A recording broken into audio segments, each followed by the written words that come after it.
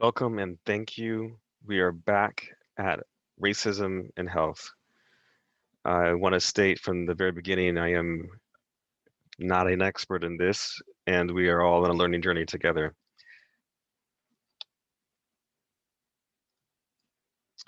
We begin by acknowledging the original inhabitants of the land on which we live, work, and raise our families. I'm presenting from the ancestral lands of the Duwamish territory. I recall that in 1855, Chief Sealth signed the Treaty of Elliott Bay, which allowed whites to settle in Puget Sound. But white settlers took advantage of this. They banned Native Americans from being permitted to reside in the city unless they were employed by a white person. The Duwamish people still now lack federal tribal recognition, but they are still here. I acknowledge their stewardship of this land, past, present, and future, and I'm honored by it. I also honor with gratitude the land itself and the surrounding coastal Salish communities. On this same land, members of countless Native communities have not survived. We recently learned of the death of 214 children on the Kamloops Indian Residential School in southern BC, the largest boarding school in Canada. We acknowledge the institution of Indian boarding schools was created by the US to inflict cultural genocide, as we discussed in a previous video. And while our generation was not alive, we haven't inherited the responsibilities of righting past wrongs and binding the hands of the oppressed.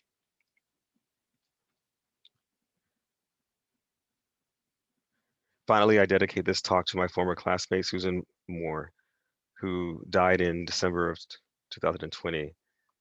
Susan was an automotive engineer, short but funny, loving, smart, and committed to my people. She was brave in the face of racism that I hardly saw at the time. Dr. Moore presented with COVID-19 in December, but despite a history of sarcoidosis, was undertreated for not just her pain, but potentially for her COVID-19. And tragically, my classmate, a family physician, died. She recognized how racism impacted her treatment and brought it to the attention of the public through Facebook. I pray her name will live on in our collective memory. Here's our journey today. We begin by reviewing the evidence of underrepresented minority health inequities. Looking backwards from 1984, HHS Secretary Margaret Heckler noted the quote, continuing disparity in the burden of disease and illness experienced by Blacks and other minority Americans as compared with our nation's population as a whole, unquote, in her annual report to Congress on health status of American people. And she went on to say that, quote, this disparity has existed ever since accurate federal record keeping began, more than a generation ago, and is an affront both to our ideals and to the ongoing genius of American medicine, unquote. Heckler envisioned her report can and should, quote, mark the beginning of the end of the health disparity that has for so long cast a shadow on the otherwise splendid American track record of ever improving health, unquote. But as we'll see, we still have a long way to go. In 1999, Congress asked the Institute of Medicine, when racial ethnic minorities enter the healthcare system, does their race ethnicity determine whether they experience different healthcare? The answer was a resounding yes, and they even offered this explanation of causes you see on your right. But to simplify this, recall that Ibram Kendi argues whenever we see racial inequities, they are caused by either racist policies or racist ideas or both. Let's first look at these inequities as most recently reported by the US Agency for Healthcare Quality. When all possible ways to measure healthcare quality are assessed, we find in the red BIPOC people doing worse than white people. By most measures, BIPOC people usually have worse access to healthcare than do white people. Different groups show different challenges. Patient-centered care is usually very poor for American Indians and Alaskan Natives. Black children are at particularly high risk of a hospital admission for asthma. Hispanics are missing out in effective treatment and healthy living, and Native Hawaiians and Pacific Islanders are also suffering in measures of healthy living. All these relate to the experience of racism. Perhaps few things are more tragic than mothers and infants dying.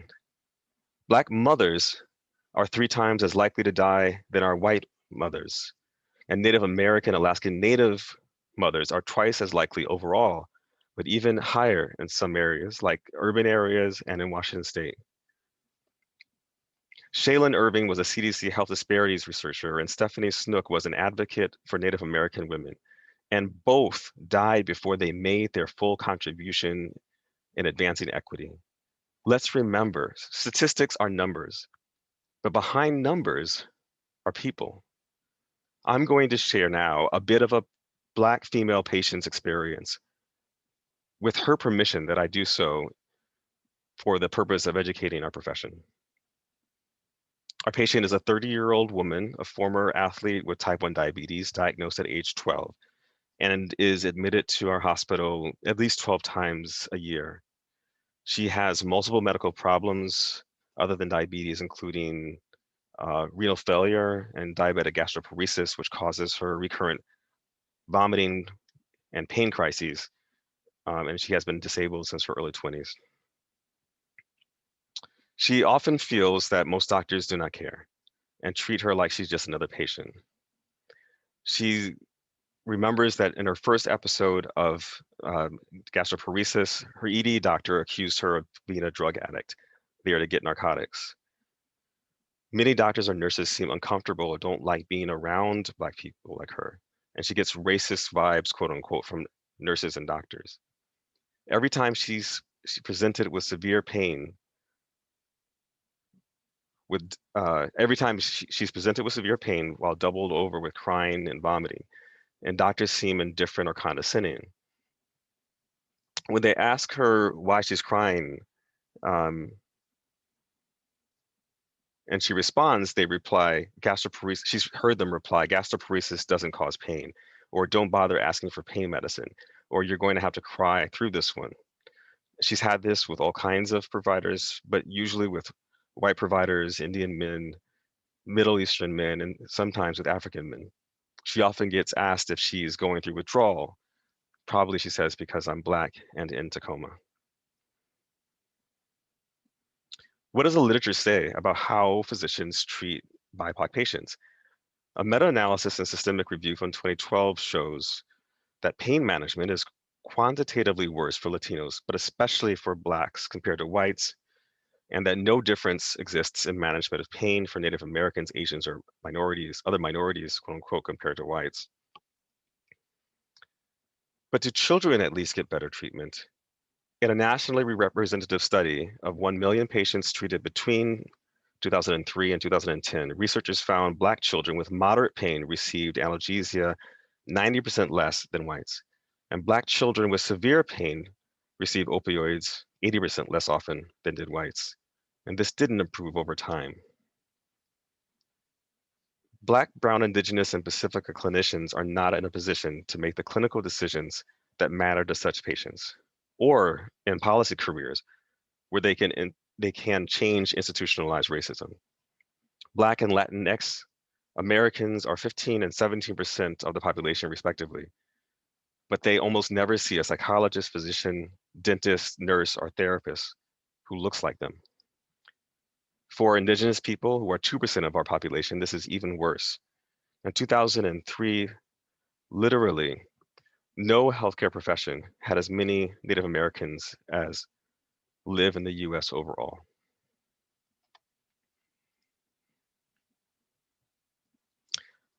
So that's why we're here on this journey.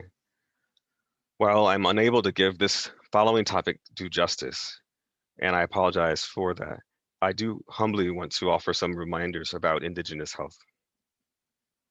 The AAMC, American Association of Medical Colleges, in Reshaping the Journey, reports these disturbing statistics about social determinants of health in Indian country. 36% of Native households lack adequate sanitation facilities.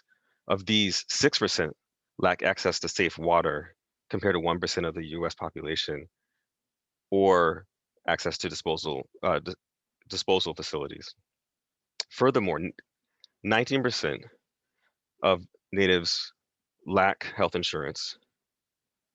24% say they sometimes or never are able to get medical care when needed.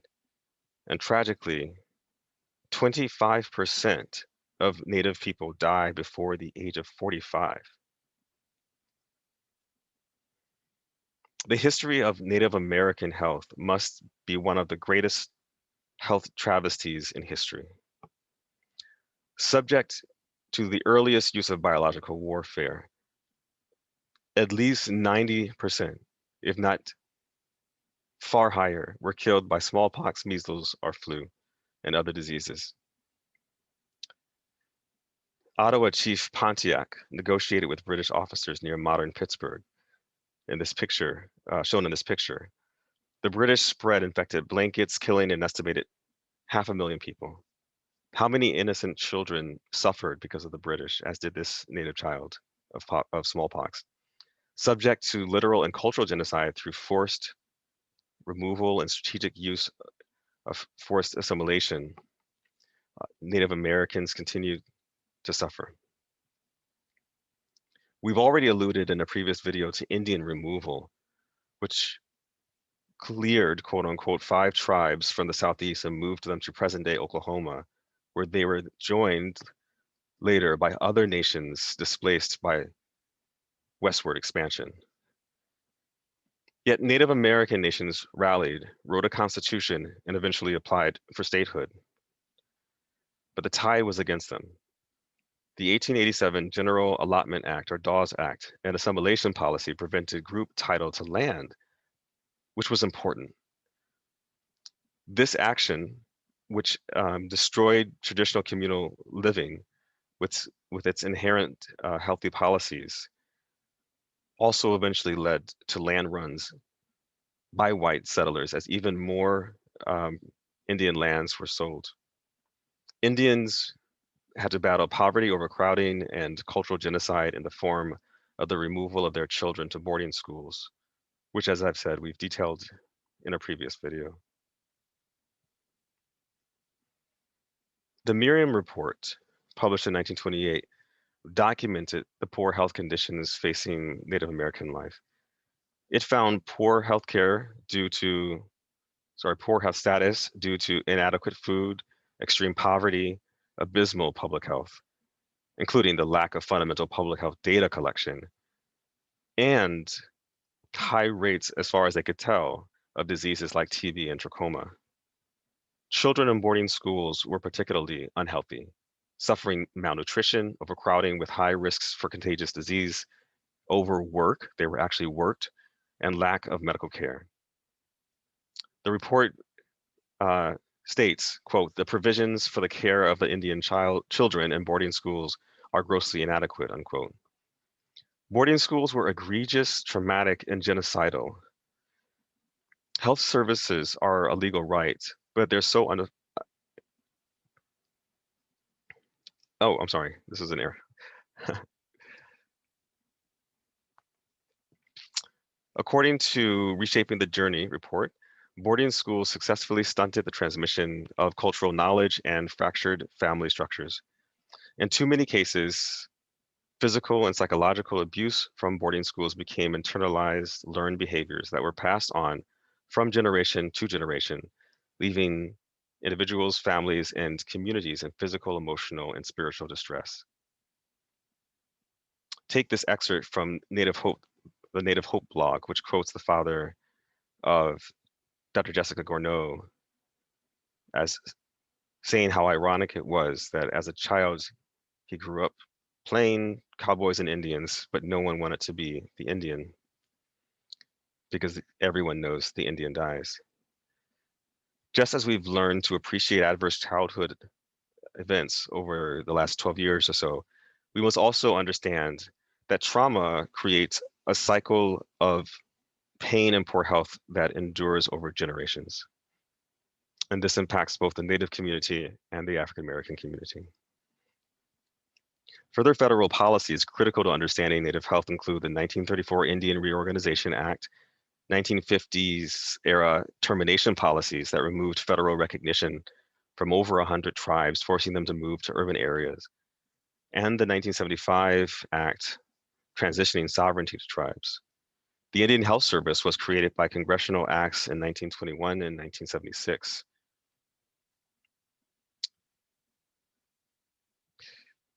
In healthcare delivery, the key result of all these acts is the creation of the Indian Health Service as a U.S. treaty obligation to replace the land wealth given up by Native American tribes. It consists of federally operated healthcare centers, tribally operated healthcare centers, and urban Native American healthcare services and resource centers in the research center here in Seattle. Despite that, the IHS receives less money per capita for health than does the Federal Bureau of Prisons, so little that it is known to run out of money after June, leading to the title of this documentary, a common saying, we are told, don't get sick after June, because that's when money runs out.